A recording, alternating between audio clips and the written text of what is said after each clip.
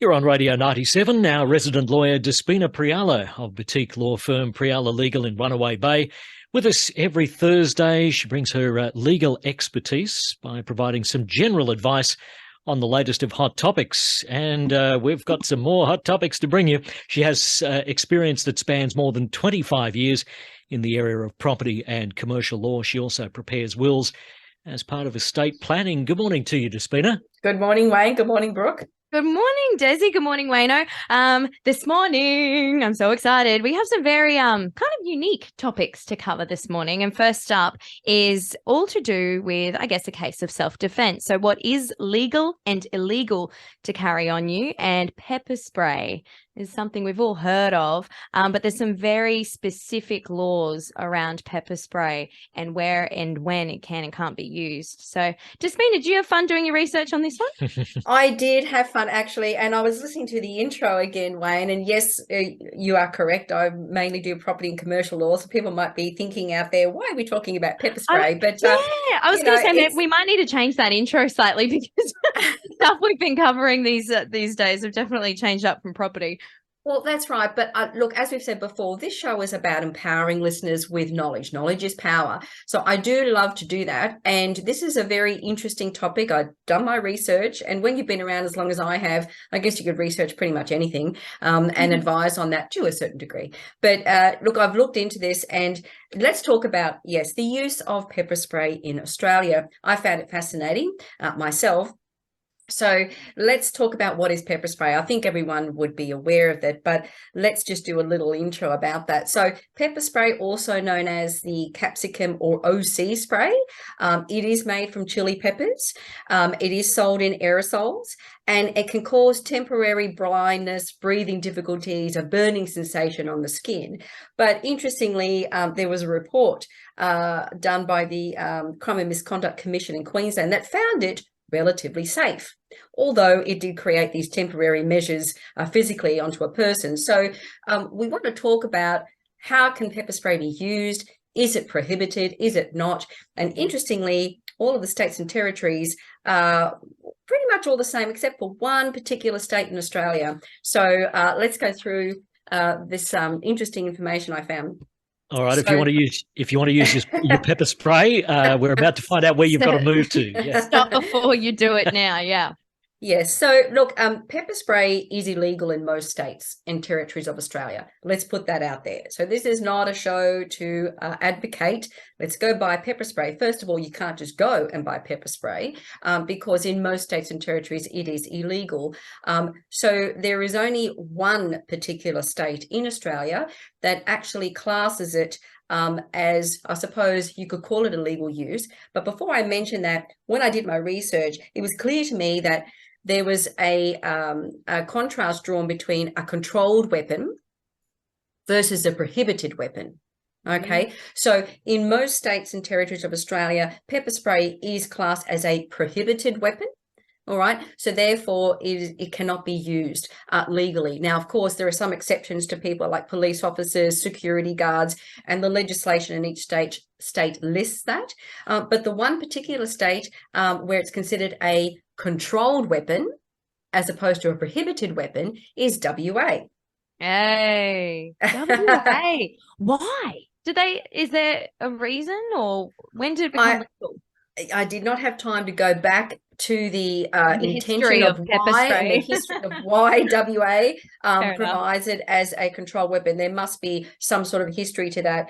But I thought we'd talk a bit first about this prohibited weapon status for pepper spray, and then we can go into why Perth is a little bit different, or I should say WA, and what those guidelines provide, because it's not a blanket everyone can have pepper spray in WA. It doesn't work like that either.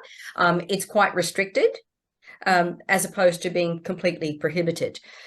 So, look, you've got legislation in each state. They're titled a little bit differently, but basically, for example, in New South Wales, there's the Weapons Prohibition Act of 1998, if anybody wanted to look that up, where it clearly says a person must not possess or use a prohibited weapon unless the person is authorised to do so by a permit, which raises the next interesting issue about can you get a permit in New South Wales, I'm talking about, to use pepper spray. So we'll get into that a little bit.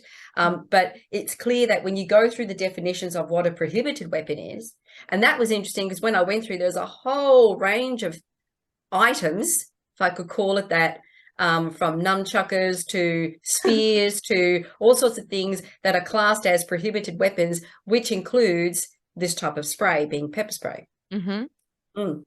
So, but interestingly, yes, you can't, it's prohibited weapon. If you do happen to possess pepper spray in New South Wales, for example, it's 14 years imprisonment. So we're talking some serious penalties 14 here. years. Yeah, that's the maximum. Yeah, That's maximum unbelievable. penalty. Oh my Yeah. gosh. Yeah. So pretty interesting. So police are allowed to use pepper spray if they have a permit. They're also issued to government officials as well. You obviously can't make pepper spray at home because Jump for on your TikTok. home use. Yes, Grapes and exactly right. capsicums. Definitely not. So apparently in New South Wales, the fee to get a pepper spray permit is $127, so fairly small. And, when I looked into it, you can make an application if you wish to the commissioner to actually get a pepper spray permit. But, there are a lot of hoops to jump through. You've got to be seen as a fit and proper person. You can't be seen to endanger the public safety or peace. You've got to have approved training and safety courses already in place and a genuine reason for possessing or using a pepper spray. For example, recreational or sporting, business or other sort of use. And then, of course, there's a whole bunch of things to say, yes, but if you're one of these people, you'll be absolutely rejected. For example, if you've been convicted of a prescribed offence in the last 10 years, if you've got an AVO against you, which is an apprehended violence order against you, that makes sense, doesn't it?